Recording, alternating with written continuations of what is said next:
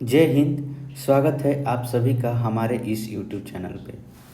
आज के इस वीडियो में हम लोग पढ़ेंगे क्लास नाइन्थ का एक्सरसाइज 7 ज्योमेट्री का चैप्टर है। एक्सरसाइज 7 त्रिभुज। और इस चैप्टर में हम लोग पढ़ेंगे त्रिभुज की सर्वांग समता, कॉन्ग्रुएंस ऑफ ट्रायंगल्स के बारे में हम लोग पढ़ेंगे। वैसे त्रिभुज के बारे में हम लोग तो इस क्लास में पहले भी पढ़ चुके हैं, लेकिन यहाँ पर इस क्लास में हम लोगों को त्रिभुज की सर्वांग समता के बारे में पढ़ना है। त्रिभुज की एक सर्वांग समता के बारे में पढ़ते हैं और एक पढ़ते हैं समरूपता, सिमिलरिटी। लेकिन ये जो समरूपता है, सिमिलरिटी के बारे में हम लोग क्लास 10th में पढ़ेंगे। क्लास 10th में पढ़ना है और क्लास 9th में जो है हमें पढ़ना है त्रिभुज की सर्वांग समता के बारे में। तो सबसे पहले हम लोग जानेंगे कि सर्वांग सम क्या होता है, सर्वांग समता क्या होता है, हम लोग क्यों पढ़ते हैं त्रिभुज से संबंधित इस चैप्टर में सर्वांग समता। तो सर्वांग समता जो होता है, यहाँ से आप जब लिखेंगे सर्वांग सम,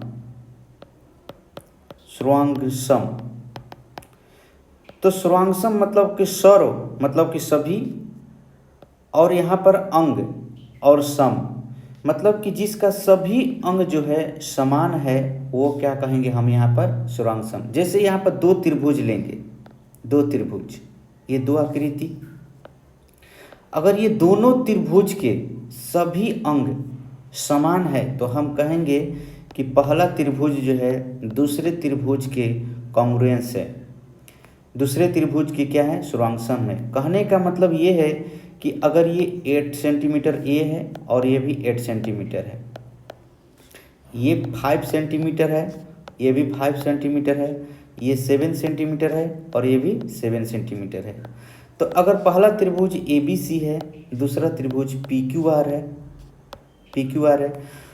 तो त्रिभुज ABC पर अगर PQR को हम रखते हैं, तो अगर PQR जो है त्रिभुज ABC को पूरी तरह से ढक लेता है, अगर पूरी तरह से ढक लेता है, अगर ABC पर अगर हम इसको रखते हैं PQR को, तो PQR जो है इसको पूरी तरह से इस तरह से ढक लेता है।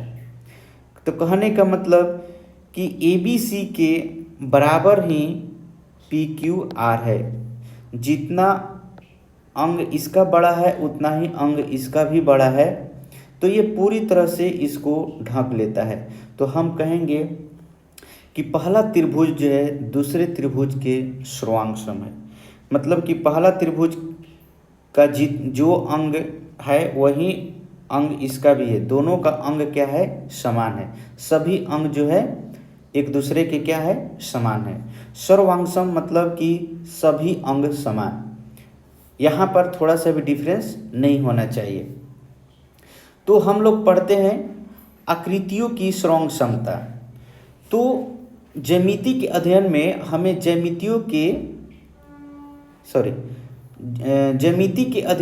ज्यामिति के आकृतियों के वर्गीकरण की आवश्यकता पड़ती है। तो यह वर्गीकरण जो है आकृतियों के विशेष गुण के आधार पर किया जाता है, और इन विशेष गुणों में सर्वांग समता भी एक है। तो इसलिए हम सर्वांग समता के बारे में पढ़ते हैं और यहाँ पर हम लोग पढ़ेंगे। तो अगर डिफिनीशन लिखा जाए तो हम इसका डिफिनीशन में क्या लिखेंगे, डिफिनीशन इसका हम क्या लिखेंगे कि सर्वांग सम क्या है, इसके बारे में हम लोग क्या डिफिनीशन लिखेंगे। तो सबसे पहले ये आकृतियों की सर्वांग समता हम लोग पढ़ेंगे। तो इसका डिफिनीशन जो है हम कह सकते हैं कि दो ज्यामितीय आकृतियों को सर्वांग सम कहेंगे यदि उनका आकार, उनका जो शेप रहेगा और उनका जो साइज रहेगा, माप रहेगा, समान हो, तो हम कहेंगे कि त्रिभुज जो है सर्वांग सम है। उसका आकार और माप, ऐसा नहीं कि अगर ये त्रिभुज है और ये एक वृत्त है तो ये एक दूसरे के सर्वांग सम नहीं होंगे, ये एक दूसरे के जो है सर्वांग सम नहीं है, सुरांग सम नहीं है। आकृति जो है दोनों का एक जैसा हो, त्रिभुज है तो त्रिभुज उनका आकार एक जैसा हो, और माप जो है समान हो, माप भी समान होना चाहिए। जैसे दो गो वृत्त है तो दोनों वृत्त जो है अगर 2 सेंटीमीटर त्रिज्या का है तो दूसरा वाला भी 2 सेंटीमीटर त्रिज्या का ही होना चाहिए, तभी पहला वृत्त जो है दूसरे वृत्त को पूरी तरह से ढक लेगा। तो हम कहेंगे कि पहला वृत्त जो है दूसरे वृत्त का क्या है, सुरांग सम है। ये आकृति जो है दोनों क्या है, एक समान है। दूसरे शब्द में हम कह सकते हैं कि किसी तल की 2 ज्यामितीय आकृतियाँ सुरांग सम कहलाएंगी यदि एक आकृति को बिना छुए या मरोड़े दूसरी आकृति पर इस प्रकार रखा जाए या अध्यारोपित किया जाए कि दूसरे आकृति को पूर्ण रूप से ढक ले, तो हम कहेंगे कि वो जो है आकृति एक दूसरे के सुरांग सम है। जैसे यहाँ पर ये फिर से देखते हैं, बताते हैं कुछ आकृति। जैसे यहाँ पर हम त्रिभुज ले लिए ए बी सी, यहाँ पर त्रिभुज लिए, ये 9 सेंटीमीटर का है, ये 8 सेंटीमीटर का है, ये 10 सेंटीमीटर का, ये पहला आकृति ले लिए। अब ये दूसरा आकृति लेते हैं, दूसरा आकृति लेते हैं पी क्यू और ये आर, ये 9 सेंटीमीटर, 8 सेंटीमीटर और ये 10 सेंटीमीटर। और एक तीसरा आकृति लेते हैं इस तरह से, इसको लेते हैं एल एम और ये एन, और इसका माप लिखते हैं 9 सेंटीमीटर, 8 सेंटीमीटर और ये 10 सेंटीमीटर, तीसरा आकृति। और एक और लेते हैं चौथा आकृति, चौथा आकृति में लेते हैं ये आपका चौथा आकृति, ये हो जाएगा डी ई एफ, और इस आकृति में 9 सेंटीमीटर, ये भी 10 सेंटीमीटर और ये 8 सेंटीमीटर। और एक और आकृति लेते हैं, पांचवी आकृति जो है आपको यहाँ पर समझाते हैं, यहाँ पर एस टी और यू। अब ये सभी आकृति को आप देखें और बताएं कि इसमें कौन कौन आकृति जो है एक दूसरे के सुरांग सम है। तो देखिए पहला आकृति और दूसरा आकृति में अगर हम देखें तो आकृति तो सेम है कि ये भी त्रिभुज है और ये भी त्रिभुज है, त्रिभुज आकृति सेम हो गया। अब इसका माप देख लेते हैं, तो यहाँ पर माप देखते हैं कि ए बी जो है 9 सेंटीमीटर है, तो इसमें कोई 9 सेंटीमीटर की भुजा है क्या, तो हाँ पी क्यू जो है 9 सेंटीमीटर का है। उसके बाद एक 1 सेंटीमीटर का ए सी है, तो 8 सेंटीमीटर का इस दूसरे त्रिभुज में भी क्या कोई भुजा 8 सेंटीमीटर का है, तो हाँ ये पी आर जो है 8 सेंटीमीटर का है। यहाँ पर फिर पहली आकृति में देखते हैं कि बी सी जो है 10 सेंटीमीटर की आकृति है, तो यहाँ पर क्यू आर भी है जो एक 10 सेंटीमीटर का है। अर्थात आकृति और माप दोनों जो है एक दूसरे के मैच कर रहा है। अगर हम पी क्यू आर को ए बी सी पर रखेंगे तो एक दूसरे को आसानी से ढक लेगा, तो हम कहेंगे कि त्रिभुज ए बी सी जो है ये सर्वांगसम त्रिभुज है पी क्यू आर के, पी क्यू आर के। अब तीसरी आकृति को हम देखते हैं। तीसरी आकृति जो है आपका एल एम एन है, ये भी त्रिभुज है, आकृति सेम है। तो अब हम इसके माप को देखते हैं कि माप इसका एक समान है क्या, तो हाँ देखते हैं। ए बी जो है यहाँ पर 9 सेंटीमीटर है, तो यहाँ पर एल एम जो है 9 सेंटीमीटर है। देखिए त्रिभुज जो है यहाँ पर घूम गया है, तो त्रिभुज को घुमाया जा सकता है। हमें यहाँ पर क्या देखना है कि आकृति सेम होना चाहिए और उसके सभी माप जो है सेम होना चाहिए, मतलब सभी अंग समान होने चाहिए। तो देखिए यहाँ पर ए बी 9 सेंटीमीटर था, तो एल एम भी जो है 9 सेंटीमीटर है, ए सी 9 सेंटीमीटर है, तो यहाँ पर एल एन जो है 9 सेंटीमीटर है, और यहाँ पर बी सी 10 सेंटीमीटर है, तो यहाँ पर एम एन जो है 10 सेंटीमीटर है। कहने का मतलब कि तीनों भुजा जो है एक दूसरे के समान माप के हैं, समान साइज के हैं। तो यहाँ पर कह सकते हैं कि त्रिभुज एल एम एन भी, त्रिभुज एल एम एन भी एक दूसरे के सर्वांगसम है। लेकिन यहाँ पर एल एम जो लिखे हैं, पहले हम इस आकृति के जैसा हम इसको सीधा कर लेते हैं, तो क्या हमारा ये पूरी तरह से उसके जैसा सीधा होता है। जैसे ए ऊपर है तो एल ऊपर कर दिए, ए के बाद बी जो है ए बी 9 सेंटीमीटर है, तो यहाँ पर एल के बाद एम 9 सेंटीमीटर है, ये 9 सेंटीमीटर है। उसके बाद ये तो एन बच गया, तो एल एन जैसे ए सी, तो यहाँ पर एल एन 8 सेंटीमीटर है, 8 सेंटीमीटर है। तो अब जिस तरह से हम यहाँ पर लिए हैं ए के बाद बी, बी के बाद सी, तो कहने का मतलब एल के बाद एम, एम के बाद एन आना चाहिए 10 सेंटीमीटर। ऐसा नहीं कि हम यहाँ पर लिखेंगे एल एन एम, तो ये गलत हो जाएगा, एल एन एम नहीं लिखेंगे। इसलिए कि पहला आकृति के क्या लिए हैं, ए बी 9 सेंटीमीटर, तो इसका भी एल एम 9 सेंटीमीटर है, एल एम जो है क्या है 9 सेंटीमीटर है। दूसरे आकृति में भी देखिए पी क्यू जो है आपका 9 सेंटीमीटर है, पी क्यू क्या है आपका 9 सेंटीमीटर है। तो देखिए पी क्यू जो है 9 सेंटीमीटर है, तो यहाँ पर पी क्यू को हमने क्या लिखा है, ए बी के साथ लिखा है। अब देखिए चौथा आकृति में, चौथा आकृति का भी जो आकृति जो है सेम है, त्रिभुज है, और माप जो है क्या है सेम हमको दिख रहा है। तो चौथा आकृति भी क्या है, पहली आकृति के सुरांशन है। लेकिन पांचवी आकृति के बारे में अगर हम देखते हैं, तो पांचवी आकृति जो है आकृति तो सेम है, लेकिन इसका माप जो है अलग अलग है, इसलिए पांचवी आकृति जो है सर्वांगसम नहीं है। हम यहाँ पर लिख सकते हैं कि त्रिभुज ए बी सी, त्रिभुज ए बी सी सर्वांगसम त्रिभुज नहीं है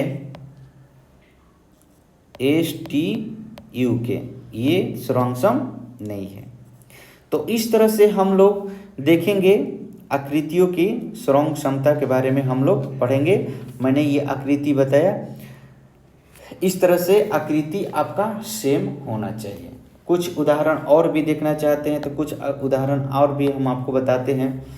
जैसे ये आपका आयत है और ये आयत है, तो पहली आकृति दूसरी आकृति की क्या सर्वांगसम है, तो पहली आकृति और दूसरी आकृति तो सेम है आयत, लेकिन यहाँ पर देखना है कि इसकी माप सेम है क्या। था अगर ये 2 सेंटीमीटर है और ये भी 2 सेंटीमीटर है, तो पहली आकृति दूसरी आकृति की सर्वांगसम होगी, और यहाँ पर भी 1 सेंटीमीटर है और यहाँ पर भी 1 सेंटीमीटर है, तो एक दूसरे के क्या होगा सर्वांगसम होगा, इसलिए कि माप जो है क्या है एक समान है।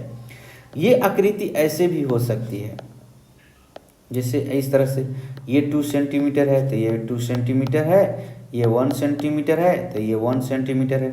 तो आकृति और माप दोनों का क्या है एक समान है, तो दोनों आकृति क्या है एक दूसरे के सर्वांगसम है। जैसे ये एक चतुर्भुज हमने ले लिया, ये एक चतुर्भुज ले लिया और इस चतुर्भुज को इस तरह से हमने एक बना दिया दूसरे त्रिभुज को, तो ये आकृति और ये आकृति सेम है क्या। अगर आकृति तो सेम है लेकिन इसकी माप हम देखते हैं, तो जैसे मान लीजिए 5 सेंटीमीटर सभी भुजा है 5 सेंटीमीटर, तो इसका भी 5 सेंटीमीटर सभी होना चाहिए। तो हम कहेंगे पहली आकृति दूसरी आकृति के सर्वांगसम है। जैसे ये लाइन जो है 5 सेंटीमीटर का है और ये भी लाइन जो है 5 सेंटीमीटर का है, तो पहला और दूसरा दोनों आकृति जो है एक दूसरे के सर्वांगसम होंगे। पहला आकृति दूसरे आकृति के क्या होंगे सर्वांगसम होंगे। ठीक, चलिए अब हम इसके बारे में कुछ अलग पढ़ते हैं। अब यहाँ पर त्रिभुज जो हम लोग पढ़ेंगे त्रिभुज, तो त्रिभुज के सर्वांगसम के हम यहाँ पर 4 नियम पढ़ेंगे। त्रिभुज की आकृति किस प्रकार से सर्वांगसम कहलाएगी, तो हम यहाँ पर 4 प्रकार के नियम हम लोग पढ़ेंगे। इस 4 नियम से त्रिभुज का जो है सभी चैप्टर जो है चैप्टर के सभी जो है प्रश्न को हम आसानी से हल कर सकते हैं। त्रिभुज के सर्वांगसमता के बारे में हम थोड़ा सा जानकारी आपको बताते हैं। देखिए त्रिभुज की सर्वांगसम जो है 4 प्रकार से हम लोग यहाँ पर दो त्रिभुज सर्वांग सम होंगे यदि निम्नलिखित में से कोई भी शर्त संतुष्ट हो। तो चार शर्त हम पढ़ेंगे। ये पहला शर्त है भुजा कोण भुजा, दूसरा जो है आपका कोण भुजा कोण, तीसरा जो है RHS समकोण त्रिभुज का एक समकोण होगा, एक कर्ण होगा और एक भुजा होगा, और चौथा जो होगा सभी भुजाएं। और एक और पढ़ेंगे उपप्रमेय एंगल एंगल साइड। तो हम यहाँ पर आपको चार नियम पढ़ाएंगे और ये पांचवा जो है एक उपप्रमेय होगा। ये पहला जो प्रमेय है जो पहला जो है ये अविगृहीत है, और ये जो दूसरा जो है प्रमेय है और दूसरे प्रमेय का है ये एक जो है उपप्रमेय है। तो हम इसके बारे में आपको आज बताएंगे, जिससे आपका चैप्टर का सभी प्रश्न जो है आसानी से बनेंगे। अब हम थोड़ा सा पढ़ते हैं त्रिभुज के सर्वांग सम के बारे में। देखिए एक नोट ये याद रखिएगा कि दो सर्वांग सम आकृति के स्थान और अभिविन्यास अलग अलग हो सकते हैं, जिसे हमने आपको ये सभी आकृति के बारे में बताया है। तो त्रिभुज के स्थान और विन्यास अलग अलग होंगे, लेकिन ये क्या होंगे? सर्वांग सम होंगे। दो सर्वांग सम आकृति अलग अलग बिंदुओं से बने हो सकते हैं, जिसे हमने अभी पूरी ये उदाहरण को आपको समझाया। ये ऊपर की आकृति, पहली आकृति। तो आकृति एक और दो सर्वांग सम है, लेकिन ये तल के अलग अलग बिंदुओं से बने हैं। जैसे त्रिभुज एक ABC है, दूसरा क्या है? PQR है। तो पहली आकृति दूसरे आकृति के सर्वांग सम होंगे, लेकिन ये आवश्यक नहीं कि एक आकृति दूसरे आकृति के बराबर।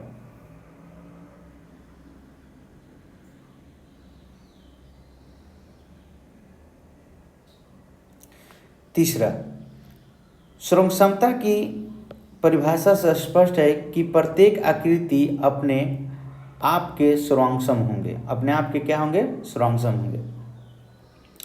दो आकृतियों के सर्वांग समता की जांच करने का अध्यारोपण विधि उतनी सुविधाजनक नहीं है, अतः हम चाहेंगे कि आकृतियों की सर्वांग समता का अध्ययन कुछ माप के आधार पर करें। ये थोड़ा सा आप डिफिनीशन थोड़ा अच्छे से याद रखें।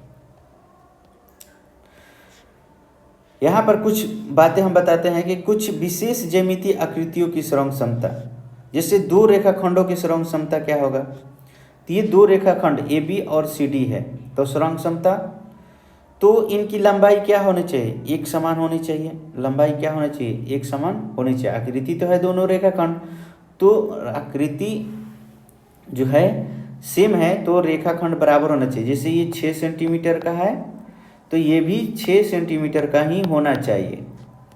तो हम कहेंगे कि ये लंबाई बराबर है, तो अतः हम कहेंगे कि AB जो है सर्वांग सम है CD का। तो AB बराबर क्या है? CD, या AB बराबर CD है, तो AB जो है सर्वांग सम है CD का। अगर ये कहेगा आपको प्रश्न में कि ये दोनों सर्वांग सम है, तो जब सर्वांग सम है तो हम कहेंगे कि ये बराबर है। अगर ये बराबर है तो हम कहेंगे कि ये सर्वांग सम भी है। अब यहाँ पर एंगल के बारे में थोड़ा पढ़ लेते हैं। दो कोणों की सर्वांग समता हम पहले पढ़ चुके हैं कि दो कोण सर्वांग सम होते हैं यदि और केवल यदि उनकी माप जो है बराबर। जैसे ये 30 डिग्री का है और ये भी 30 डिग्री का है, तो दोनों कोण सर्वांग सम होंगे तो दोनों कोण बराबर होंगे। यदि दोनों कोण बराबर होंगे तो दोनों कोण क्या होंगे? सर्वांग सम भी होंगे, एक दूसरे के सर्वांग सम भी होंगे। इस बात को याद रखिएगा कि अगर ये कोण बराबर है तो हम कहेंगे कि ये कोण जो है सर्वांग सम है।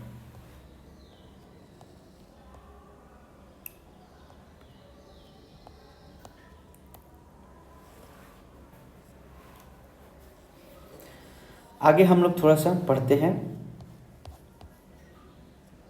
त्रिभुज के से संबंधित कुछ पद के बारे में पढ़ते हैं। त्रिभुज के बारे में ही पढ़ना है, सर्वांग सम त्रिभुज के बारे में हम 4 नियम बताएंगे, लेकिन सबसे पहले उसके पहले कुछ हम बातें पढ़ लेते हैं। त्रिभुज से संबंधित कुछ पद, some terms related to triangles. त्रिभुज के अंग, पार्ट्स ऑफ ट्रायंगल। हम जानते हैं कि तीन रेखाखंडों से मिलने से जो आकृति बनती है उसे हम त्रिभुज कहते हैं। पहले भी हम लोग पढ़ चुके हैं, देख जैसे यहाँ पर त्रिभुज हमने बताया है। तो ए बी बी सी और सी ए जो है एक त्रिभुज की भुजा है। ये ए बी है, ये बी सी है और क्या है, ये ए सी है। त्रिभुज की भुजा है और इनकी भुजाओं की जो लंबाई है, जैसे ए है तो ए के सामने जो है हम ए लिखते हैं, बी के सामने जो है हम बी लिखते हैं और सी के जो सामने है हम सी लिखते हैं। और बड़ा जो लेटर है, कैपिटल लेटर है, उससे हम एंगल को सूचित करते हैं और छोटा जो है लेटर उससे हम भुजा की माप को सूचित करते हैं। इस बात को हमेशा ध्यान रखिएगा। और जो ए है, ए के सामने ही छोटा ए होगा, बी के सामने ही छोटा बी होगा और सी के सामने ही छोटा सी होगा। इस बात को हमेशा ध्यान रखिएगा। ऐसा नहीं आप लिख दीजिएगा इस तरह से, ये ए है, बी और सी है तो यहाँ पर लिख दीजिएगा ए, यहाँ पर लिख दीजिए बी और यहाँ पर लिख दीजिएगा सी। ऐसा मत लिखिएगा, ठीक है। तो हम त्रिभुज के बारे में थोड़ा हम बताते हैं, कैसे लिखना है, कैसे पढ़ना है उसके बारे में। अब यहाँ पर ये बात ध्यान रखिएगा, त्रिभुज की तीन भुजा होते हैं और तीन कोण। इस तरह से त्रिभुज के टोटल कितने होते हैं, 6 अंग होते हैं। इस बात को याद रखिएगा, हम हमेशा यूज करेंगे। जैसे त्रिभुज की जो हम सर्वसमता का नियम हम अप्लाई करेंगे, 4 कसौटियों में से जो कसौटियाँ हम उस पर लागू हो जाएगा, तो उसमें हम त्रिभुज के दोनों त्रिभुज से संबंधित 3 ही अंग लेते हैं। अगर 3 अंग समान मिल गया तो बाकी का जो 3 अंग होए अपने आप वो क्या हो जाएंगे, बराबर हो जाएंगे। जैसे पहला नियम मान लीजिए कि side angle side. Side angle side का मतलब हुआ कि पहली भुजा, एक दूसरी भुजा और एक कोण। जैसे त्रिभुज है, ये त्रिभुज ए बी सी हो गया और ये त्रिभुज पी क्यू आर हो गया, पी क्यू आर हो गया। तो साइड बोला है ना, तो साइड ये, जैसे ये 5 सेंटीमीटर का हो गया, ये भी 5 सेंटीमीटर का हो गया। दूसरी साइड तो यहाँ पर ये 6 सेंटीमीटर का है, तो ये 6 सेंटीमीटर का है। तो अब ये बीच में एंगल दिया है, तो कहने का मतलब कि ये दोनों भुजा के बीच में ही एंगल होना चाहिए, एक अर्थात ये आपका एंगल जो होना चाहिए ये बीच वाला होना चाहिए। ऐसा नहीं कि आप एंगल जो है यहाँ पर लिख देंगे, यहाँ पर, तो ये गलत हो जाएगा। नहीं, यहाँ पर ध्यान दीजिएगा, साइड एंगल साइड मतलब 2 साइडों के बीच में क्या है, एंगल है। तो यहाँ पर 2 साइडों के बीच में आपका एंगल क्या है, यहाँ पर ए है, यहाँ पर पी है। तो हम लिखेंगे ए बी जो है बराबर है पी क्यू का, एंगल ए जो है बराबर है एंगल पी का और ए सी जो है बराबर है पी आर का। तो देखिए ये 3 अंग जो है इसके मिले तो हम कहेंगे कि त्रिभुज ए बी सी जो है सर्वांगसम त्रिभुज है पी क्यू आर के कौन सा क्राइटेरिया से, तो एस ए एस क्राइटेरिया से ये जो है आपका त्रिभुज जो है सर्वांगसम है। और यहाँ पर एक चीज़ लिखेंगे कि कॉन्ग्रुएंट ट्रायंगल जो होते हैं, जब त्रिभुज सर्वांगसम होते हैं तो उनकी सभी संगत भुजाएं जो होती है आपस में क्या होती है, बराबर हो जाती है। संगत जितने भी अंग है वो बराबर हो जाएंगे। जैसे आपका अब एंगल बी जो है एंगल क्यू के बराबर हो जाएंगे, एंगल सी जो है एंगल आर के बराबर हो जाएंगे और बी सी जो है क्यू आर के बराबर हो जाएंगे। आपके प्रश्न में क्या पूछेगा कि बताइए कि बी सी क्यू आर के बराबर है क्या। तो अगर त्रिभुज सर्वांगसम हो गया तो हम लिख देंगे कि बी सी जो है क्यू आर के सर्वांगसम है और वहाँ पर लिखेंगे कि सर्वांगसम त्रिभुज के संगत भाग जो है आपस में बराबर होते हैं। तो यहाँ पर लिख देंगे शॉर्टकट में CPCT। CPCT का मतलब हो गया corresponding parts of congruent triangles। सर्वांगसम त्रिभुज के संगत भाग जो होते हैं क्या होते हैं, बराबर होते हैं। इस तरह से 3 अंग अगर हमको बराबर मिल गया और वहाँ पर हमारा नियम जो है लागू हो गया तो बाकी का 3 अंग जो है बराबर हो जाएगा। ठीक, चलिए अब हम लोग पढ़ते हैं, एक चीज पढ़ेंगे, अभिगृहित और परिमेय में क्या अंतर होता है।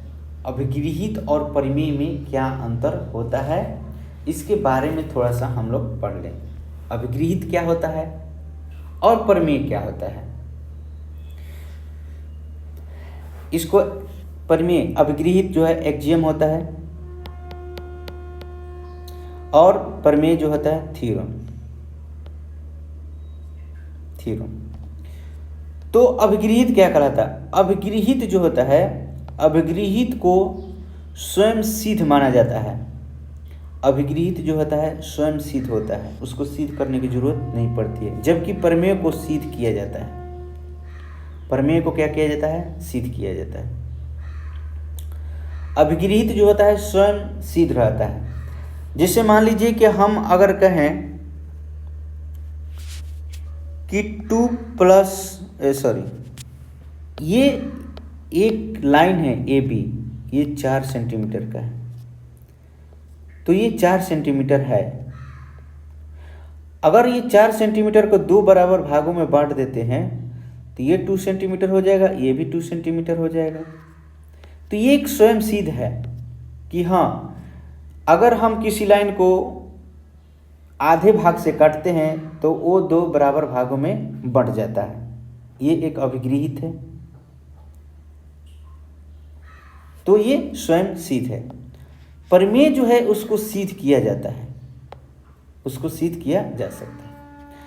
अभिगृहित को किसी गणितीय अवधारणा के विकास के लिए प्रारंभिक कथन के रूप में सत्य माना जाता है। प्रारंभिक कथन मतलब कि वो पहला कथन था, पहले से ही प्रारंभिक ही। परिमेय एक गणितीय कथन होता है जिसे तर्क संगत विधि से सिद्ध किया जाता है।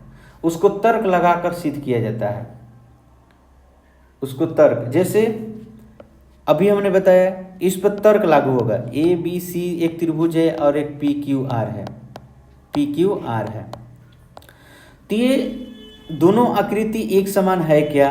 अब इस पर हम तर्क लगाकर सिद्ध करेंगे, बताएंगे कि हाँ ये दोनों त्रिभुज ही हैं। तो त्रिभुज कैसे होंगे कि त्रिभुज की 3 भुजा होती है, इस पर तर्क देंगे, 3 भुजा होती है तो त्रिभुज कहलाती है। इस तरह से हम तर्क देकर उसको बताएं। अभिधारणाएं, अभिधारणाएं परिमेयों के निर्माण खंड होती है, यानी परिमेय जो है अभिधारणाओं से बनते हैं। अभिधारणा जो होता है असत्य भी हो सकता है, लेकिन परिमेय जो होता है हमेशा क्या होता है, सत्य होता है। इस बात को याद रखिएगा, परिमेय जो होता है हमेशा सत्य होता है, क्योंकि हम इसको तर्क से सिद्ध करते हैं। और अभिधारणा जो होता है कभी असत्य भी हो सकता है। गणित की दुनिया में परिमेयों, स्वयं सिद्धों और अभिधारणाओं के बीच का अंतर बहुत अहम है।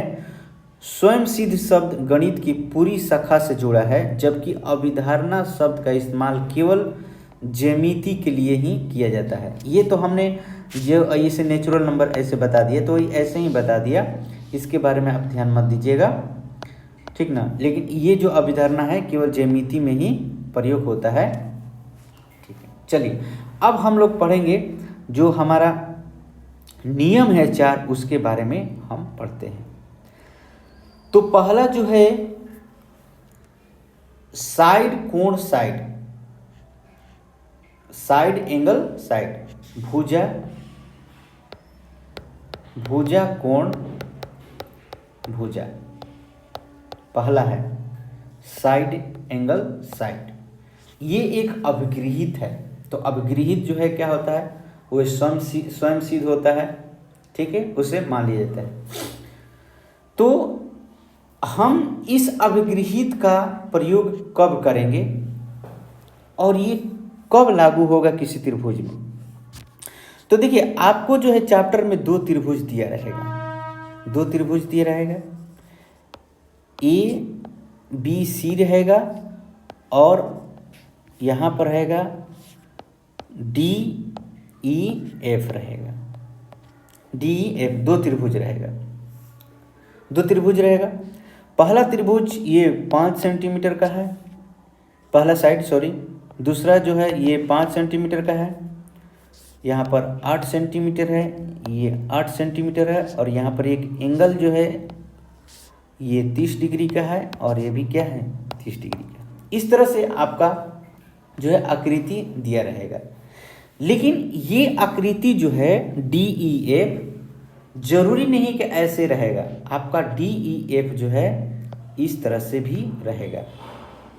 तो डी ई एफ आकृति इस तरह से भी रहेगा, ये 5 सेंटीमीटर, ये 8 सेंटीमीटर और ये एंगल आपका 30 डिग्री, इस तरह से भी रहेगा, आकृति ऐसे रहेगा। इसका हम परिभाषा क्या लेते हैं कि दो त्रिभुज सुरांगसम होते हैं यदि और केवल यदि एक त्रिभुज की दो भुजा तथा उनके अंतर्गत कोण दूसरे त्रिभुज के तदनुरूप दोनों भुजाएं तथा उनके अंतर्गत कोण के बराबर हो तो हम कहेंगे कि त्रिभुज ABC सर्वांगसम होगा त्रिभुज DEF का। अगर ऐसा मिलेगा तो हम यहाँ पर देखते हैं कि AB जो है बराबर है क्या DE का, DE का बराबर है। यहाँ पर एंगल A जो है एंगल D के बराबर है, कितना है तो 30 डिग्री है। और यहाँ पर यहाँ पर भुजा AC जो है बराबर है DF का। तो हम यहाँ पर क्या लिख देंगे, यहाँ पर हम यही लिखेंगे कि त्रिभुज जो है ABC सर्वांगसम त्रिभुज है DEF का। और यहाँ पर बगल में लिख देंगे कौन सा क्राइटेरिया यहाँ पर यूज हुआ है। तो यहाँ पर लिखेंगे, यहाँ पर हम लोग लिख देंगे एस सर्वांग समता से हम यहाँ पर लिख देंगे सर्वांग समता से। लेकिन यहाँ पर ऐसे नहीं लिखेंगे, थोड़ा सा हम आपको तो ये रफली बता दिए, हम डिटेल्स में हम आपको बताते हैं कि आखिर हम लोग एग्जाम में कैसे लिखना है या बनाना कैसे है। तो सबसे पहले हम लोग लिखेंगे कि दिया है, क्या दिया है उसको हम लोग पहले लिखते हैं। आपके प्रश्न में क्या दिया है उसको हम लोग लिखते हैं, सबसे पहले लिखते हैं क्या दिया हुआ है। जो प्रश्न में आपको दिया है उसको हम लोग पहले लिख लेते हैं। उसके बाद क्या सिद्ध करना है क्या, उसको हम लोग पहले लिखते हैं, उसके बाद लिखते हैं उसके बाद हम लिखते हैं।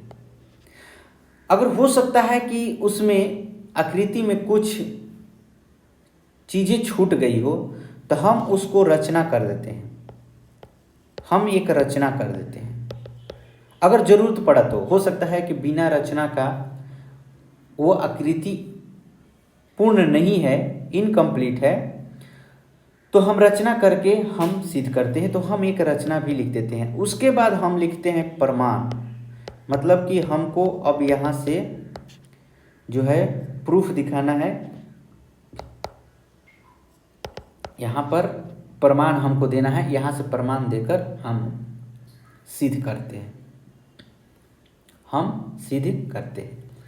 तो देखिए ये पहला जो है आपका नियम कब लागू होगा, जब एक त्रिभुज और दूसरे त्रिभुज में ये गुण अगर मिल जाएगा तो हम कहेंगे कि पहला त्रिभुज है दूसरे त्रिभुज के क्या है सर्वांगसम है। इस तरह से अगर मिलेगा तो ध्यान रखिएगा, अगर भुजा दिया है उसके बाद कोण दिया है फिर भुजा दिया है तो ये दोनों भुजा के बीच में ही कोण होना चाहिए, दोनों भुजा के बीच में ही क्या होना चाहिए, कोण होना चाहिए, नहीं तो आपका ये नियम नहीं लगेगा, कोई दूसरा नियम वहाँ पर अप्लाई होगा।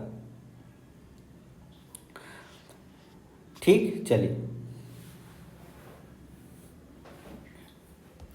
दूसरा में चलते हैं। और हाँ, यहाँ पर अगर ये 3 गुण मिल गए तो यहाँ पर लिखना पड़ता है कि किस स्रोंग समता के नियम से। तो जैसे यहाँ पर लिखे है ना, एस स्रोंग समता, यहाँ पर लिख सकते हैं अभिगृहित से,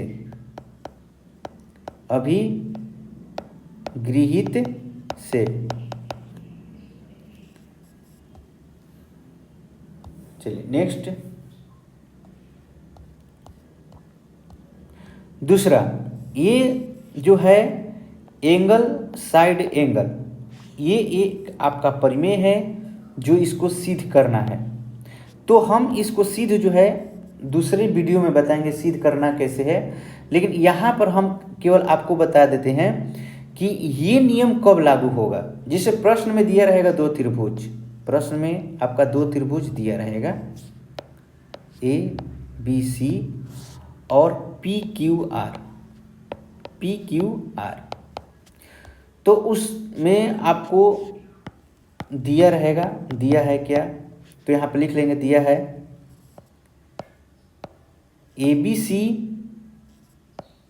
त्रिभुज ABC और त्रिभुज PQR में, त्रिभुज PQR में। अब यहाँ पर हम देखते हैं कि लिखा है कोण, उसके बाद लिखा है भुजा और उसके बाद लिखा है क्या, कोण। तो कहने का मतलब कि 2 कोणों के बीच में भुजा होना चाहिए। आपका जो है 2 कोणों के बीच में जो है क्या होना चाहिए, भुजा होना चाहिए। तो कहने का मतलब ये पहला एंगल है तो इसका भी ये पहला एंगल होना चाहिए, ये दूसरा एंगल है तो इसका दूसरा एंगल होना चाहिए, और ये इसका साइड होना चाहिए। तो अगर ये मान लीजिए कि 30 सेंटीमीटर है, ये 45 सेंटीमीटर है, सॉरी ये 30 डिग्री है और ये 45 डिग्री है, ये भी 30 डिग्री है, ये भी 45 डिग्री है, ये 5 सेंटीमीटर है तो ये भी 5 सेंटीमीटर की होनी चाहिए। तो ध्यान रखिएगा कि 2 कोणों के बीच में ही साइड होना चाहिए। ऐसा नहीं कि आप यहाँ पर साइड जो है AC बराबर PQ आप ले लीजिएगा तो ये गलत माना जाएगा, सॉरी हाँ, AB जो है PQ के बराबर अगर लीजिएगा तो गलत माना जाएगा। यहाँ पर ये गुण अप्लाई नहीं होगा, ये नियम अप्लाई नहीं होगा। यहाँ पर अप्लाई कब होगा, जब ये दोनों कोण के बीच में ही ये भुजा आपकी होनी चाहिए, तभी ये नियम इस पर लागू होगा। तो हम इसको कैसे करेंगे, यदि एक त्रिभुज के 2 कोण और उनकी अंतरित भुजा, अंतरित मतलब उसी के ये बीच में है, ये देखिए दोनों कोण जो है इसी पर बना हुआ है। अंतरित भुजा क्रमशः दूसरे त्रिभुज के 2 संगत कोण और उनकी अंतरित भुजा के बराबर हो तो वे त्रिभुज जो है सर्वांगसम होते हैं। तो यहाँ पर हम लिख दिए। अब हम लिखेंगे एंगल B जो है एंगल Q के बराबर है, एंगल C जो है एंगल R के बराबर है,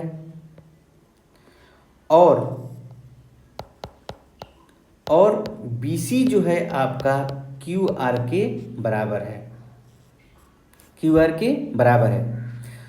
तो इसलिए लिखेंगे यहाँ पर एंगल साइड एंगल सर्वांग समता से, सर्वांग समता से त्रिभुज ABC जो है सर्वांगसम त्रिभुज होगा PQR का। इस तरह से आपको 2 आकृतियों में ये गुण दिखाना होगा तब जाकर ये नियम जो है आपका लागू हो जाएगा। और इस तरह से बाकी अगर पूछेगा उसमें सिद्ध कीजिए कि ए बी जो है पी क्यू के बराबर है। तो अब हम लिखेंगे सर्वांग करने के बाद ए बी जो है पी क्यू के बराबर है, और यहाँ पर लिख देंगे ब्रैकेट में by C P C T corresponding parts of congruent triangles। सर्वांग त्रिभुज के संगत भाग क्या होते हैं? बराबर होते हैं, इसलिए ए बी जो है पी क्यू के अब बराबर हो जाएगा। ए बी जो है पी क्यू के बराबर हो जाएगा। या यहाँ पर पूछ देगा कि एंगल ए जो है एंगल पी के बराबर है, सिद्ध करें। तो अब हम लिख सकते हैं सर्वांग के बाद और ब्रैकेट में लिख देंगे by C P C T. या यहाँ पर लिख देगा कि बताइए कि ए सी जो है क्या पी आर के बराबर है। तो अब हम लिख सकते हैं कि हाँ बराबर है। जब कि दो त्रिभुज के 3 अंग अगर समान मिल गए और वहाँ पर 4 नियमों में से कोई नियम एक लागू हो जाता है, तो हम by C P C T के द्वारा हम डायरेक्ट लिख देंगे by C P C T, मतलब corresponding parts of congruent triangle are equal, हम वहाँ पर लिख देंगे। इस तरह से हमारा वो प्रश्न में जो सिद्ध करना है वो सिद्ध हो जाएगा। यहाँ पर लिख देंगे प्रूफ, सिद्ध हुआ। आगे पढ़ते हैं। ये है आपका उपपरिमेय। क्लोरली उपपरिमेय ये कब लागू होता है? जब 2 त्रिभुज आपके दिए हुए हैं, त्रिभुज ए बी सी और त्रिभुज पी क्यू आर, ये 2 त्रिभुज दिए हुए हैं, एंगल ए है और ये 2 एंगल है, और यहाँ पर जो साइड है कोई दूसरा साइड जो है एक दूसरे के बराबर है। देखिए एंगल के बीच में नहीं है। इसके पीछे हमने क्या पढ़ा था? तो दोनों एंगल के बीच में जो है तो क्या था? साइड था, लेकिन यहाँ पर अलग है। तो ये भी नियम आपका लागू हो जाता है, ये उपपरिमेय है। तो एंगल, दोनों एंगल बराबर है दोनों त्रिभुज का, लेकिन ये जो है साइड क्या है? अलग है। देखिए ये साइड अलग है, ये साइड क्या है? ये अलग है। तो हम यहाँ पर लिखेंगे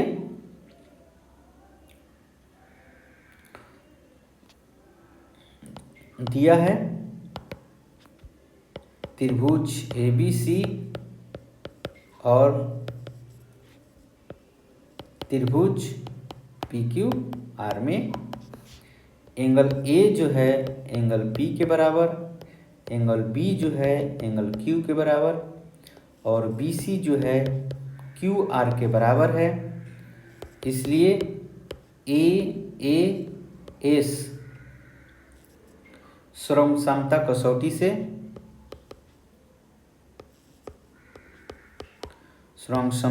कसौटी से त्रिभुज जो होगा ए बी सी सर्वांग त्रिभुज होगा पी क्यू आर का।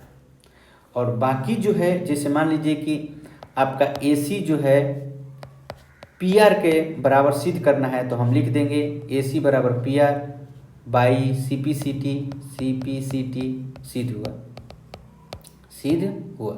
इस तरह से हम लिख देंगे। अगला नियम पढ़ते हैं। अगला परिमेय क्या पढ़ते हैं? अगला परिमेय में हम एक पढ़ते हैं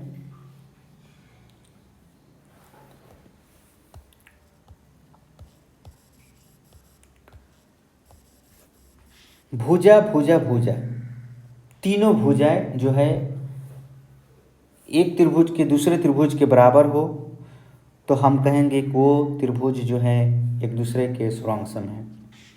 यदि एक त्रिभुज की तीनों भुजाएं दूसरे त्रिभुज के क्रमशः तीनों भुजाओं बराबर हो, तो वे दोनों त्रिभुज सर्वांग कहलाते हैं। जैसे आपका त्रिभुज, पहला त्रिभुज दे दिया ए बी सी, दूसरा त्रिभुज दे दिया पी क्यू आर, ये 5 सेंटीमीटर, ये भी 5 सेंटीमीटर, ये 6 सेंटीमीटर, ये भी 6 सेंटीमीटर, ये 7 सेंटीमीटर, ये भी 7 सेंटीमीटर। तो आपका दिया रहेगा आकृति बनाया रहेगा और त्रिभुज प्रश्न में आपका दिया रहेगा कि त्रिभुज ABC और त्रिभुज PQR में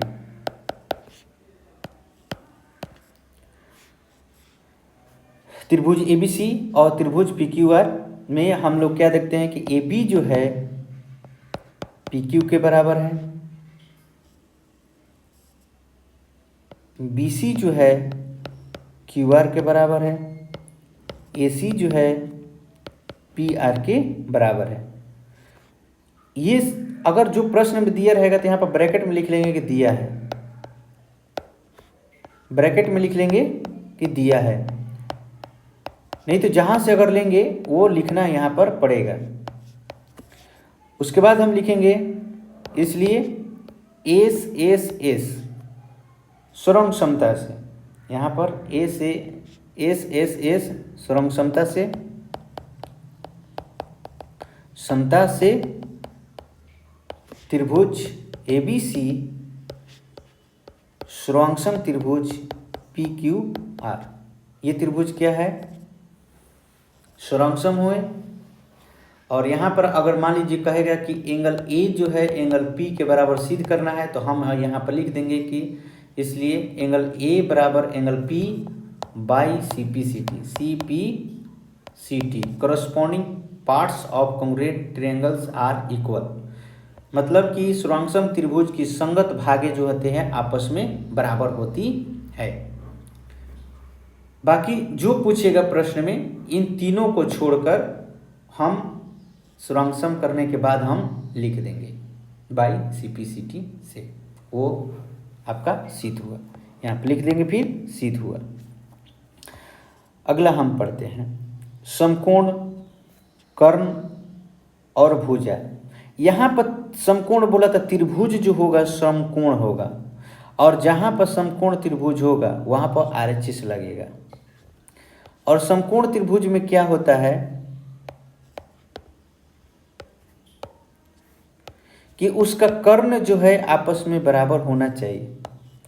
अगर कर्ण जो है अगर 10 सेंटीमीटर है तो ये भी 10 सेंटीमीटर होना चाहिए।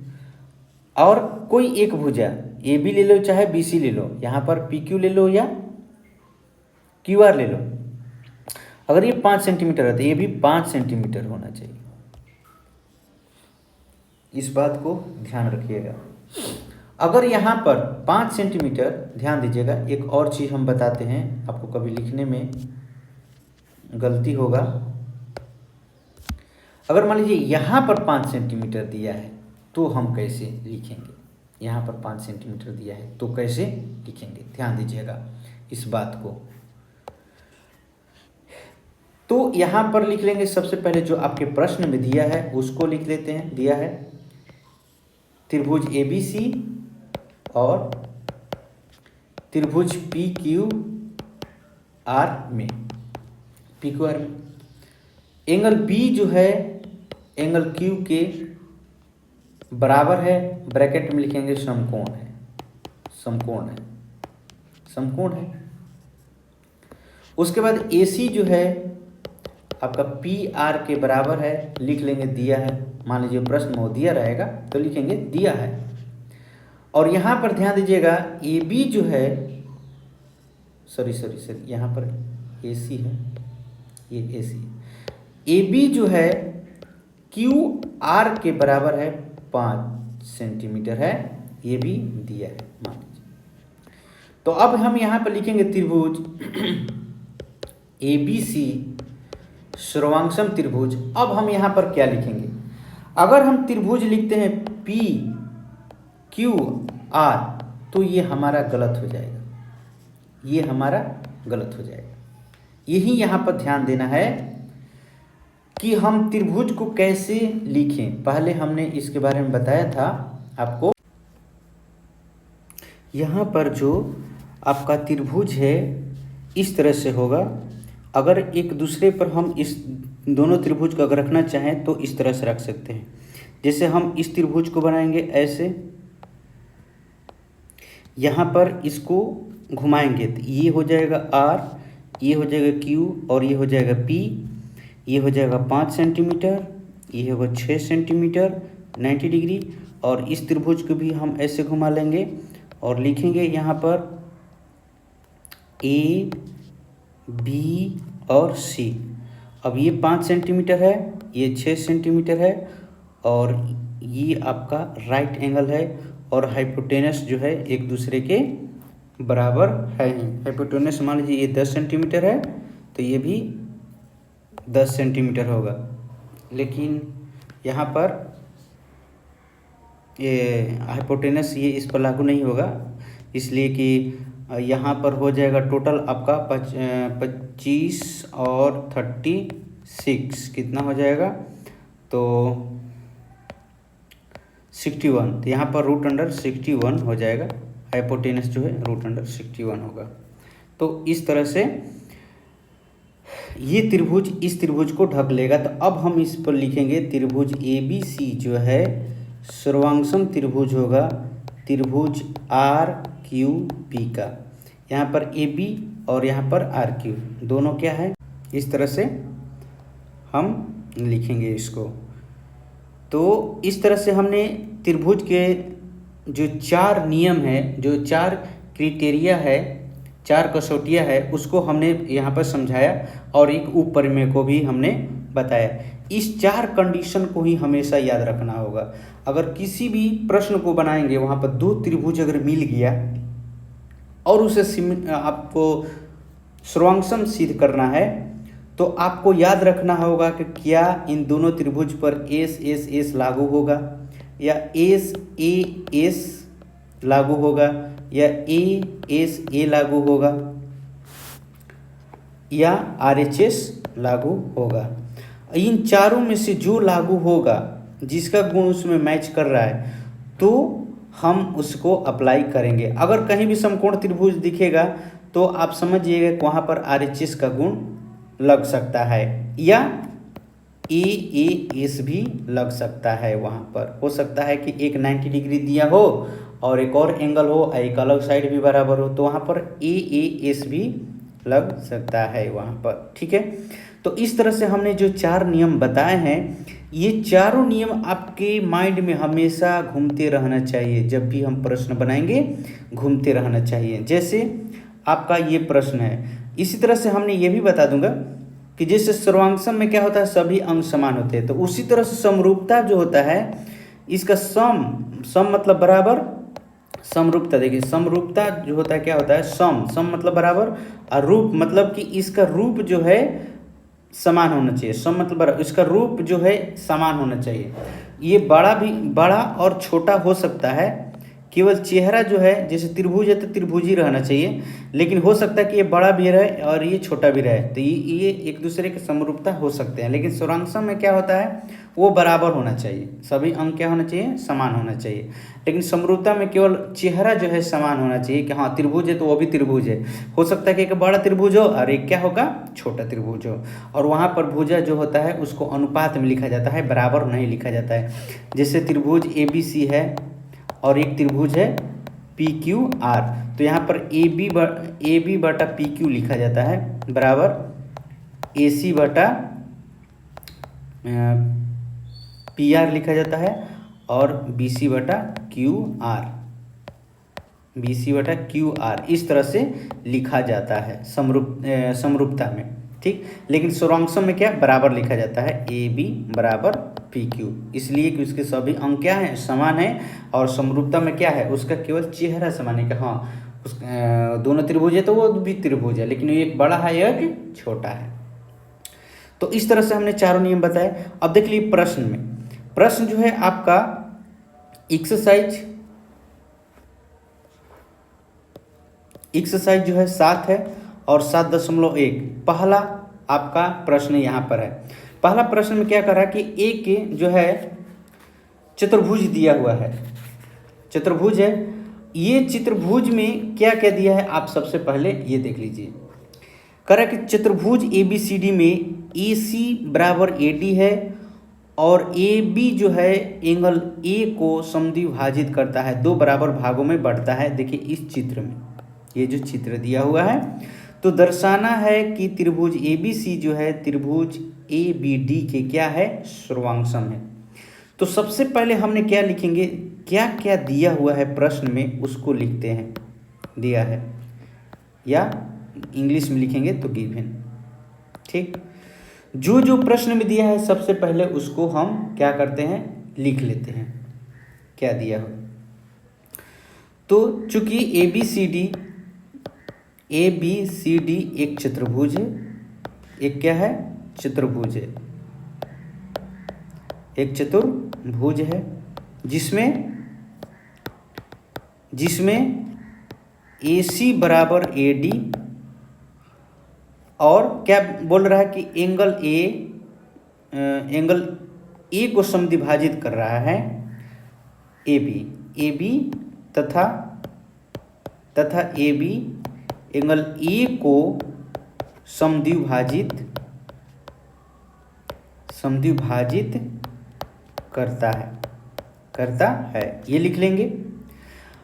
अब समद्विभाजित करता है तो इसका मतलब कि दोनों एंगल आपस में क्या होगा, बराबर। जैसे एंगल 1 हो गया, ये एंगल 2 हो गया, मैंने फिगर में लिख दिया। तो हम यहाँ पे लिख सकते हैं अर्थात एंगल 1 बराबर क्या, एंगल 2। अब उसके बाद लिखेंगे तो सिद्ध करें कि त्रिभुज ए बी सी सर्वांगसम त्रिभुज ए बी डी है। ध्यान दीजिएगा इस बात को, त्रिभुज को सिद्ध करना है कि ए बी सी जो है सर्वांगसम त्रिभुज ए बी डी है, बस। तो अब हम इसके बाद क्या लिखेंगे, अगर ये फिगर अगर इनकम्प्लीट होगा तो हम इसमें रचना करेंगे, लेकिन ये फिगर इनकम्प्लीट नहीं लग रहा है। ये देखने से लग रहा है कि हमारा त्रिभुज का जो ये सर्वांगसम करना है त्रिभुज को, तो त्रिभुज को सर्वांगसम करने के लिए 3 ही इसके भाग को लेना है। तो 3 भाग हमको दिख रहा है, तो इसका मतलब कि फिगर कंप्लीट है, तो हमको रचना की जरूरत नहीं है। अब हम यहाँ पर लिख देंगे प्रमाण लिख देंगे कि अब हम अपना यहाँ पर प्रूफ दे रहे हैं। तो देखिए जिस त्रिभुज को सर्वांगसम करना है उसी त्रिभुज को लेते हैं, इस बात को ध्यान रखिएगा हमेशा। जिस त्रिभुज को सर्वांगसम सिद्ध करना है उसी त्रिभुज को हम उठाते हैं, उसी त्रिभुज को क्या करेंगे, हम उठाएंगे। लिखेंगे त्रिभुज ए बी सी और त्रिभुज ए बी डी में। अभी इन दोनों त्रिभुज में हम ढूंढेंगे कि हमारा जो 4 गुण है, 4 गुण हमने पढ़ा है। कौन कौन गुण पढ़े हैं, एस पढ़े हैं, एस पढ़े हैं, ए पढ़े हैं, और एक RHS पढ़े हैं। इन चारों रूल में से कौन सा रूल इसमें अप्लाई होगा, कहने का मतलब पहला जो है तीनों भुजा आपस में बराबर होना चाहिए। दूसरा में कह रहा है कि 2 भुजा और 1 कोण बराबर होना चाहिए।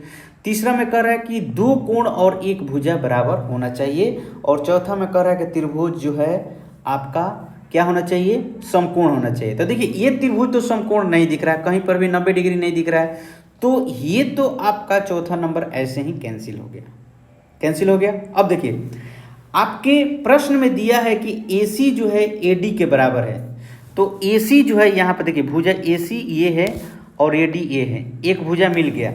तो एक भुजा जब मिल गया तो देखिए तीनों में एक एक भुजा तो दिख रहा है, तो हम यहाँ पर लिखेंगे चूंकि AC बराबर AD और ब्रैकेट में लिखेंगे दिया है।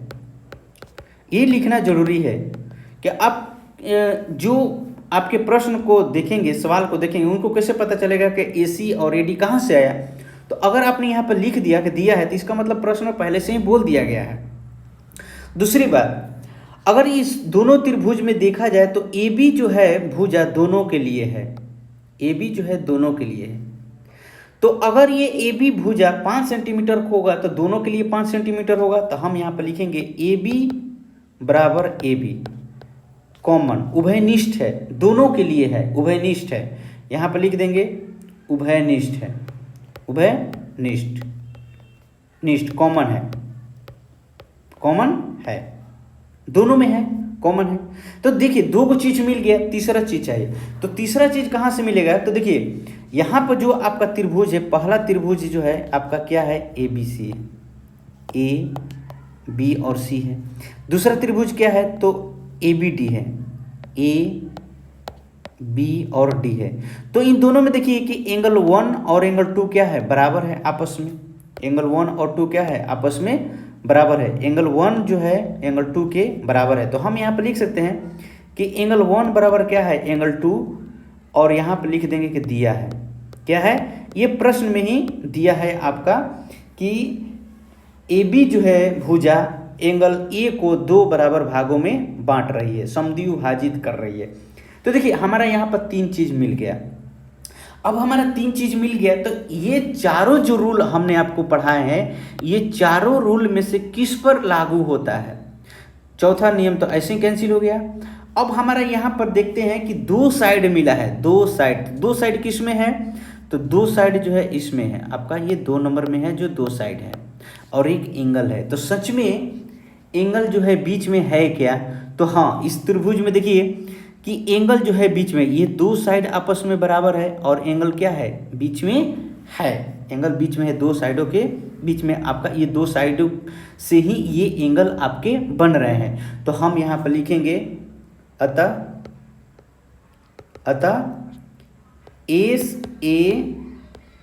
एस सर्वांग समता से त्रिभुज ABC सर्वांगसम त्रिभुज ABD, इस तरह से ये आपका यहाँ पर लिखेंगे सिद्ध हुआ।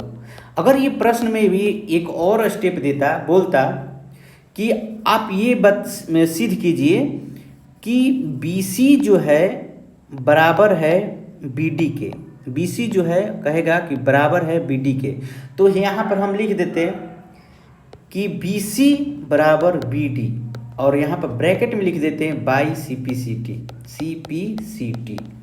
CPCT क्यों? Corresponding parts of congruent triangle, मतलब कि सर्वांगसम त्रिभुज के संगत भाग जो होते हैं आपस में क्या होते हैं? बराबर होते हैं। इसलिए BC जो है BD के बराबर हो जाएगा। BC जो है क्या होगा?